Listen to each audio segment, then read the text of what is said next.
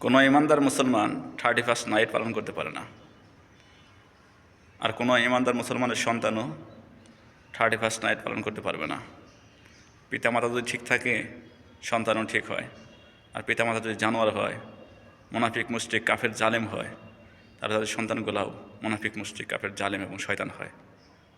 তাই আমরা যারা পিতামাতা আছি আমাদের সন্তানদেরকে কঠোরভাবে দমন করি এই হিন্দু বৌদ্ধ খ্রিস্টানদের উৎসবগুলো পালন করার জন্যে, যেন তারা উৎসাহ না পায়, তারা যেন বাধাগ্রস্ত হয়। কেননা আমরা মরব, আমাদের সন্তানরা মারা যাবে। এই কর্মগুলোর জন্যে আখিরাতে অবশ্যই জবাবদিহি করতে হবে।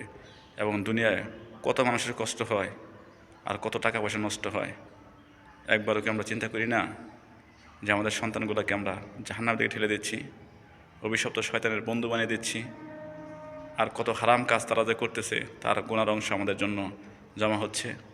তাই আসুন ইসলামের দিকে ফিরে আসি, কোরআন হাদিসের দিকে ফিরে আসি, আল্লাহ এবং আল্লাহ রাসূলকে অনুসরণ করি, তাহলে দুনিয়া এবং আখিরাতে মুক্তি পাবো ইনশাআল্লাহ।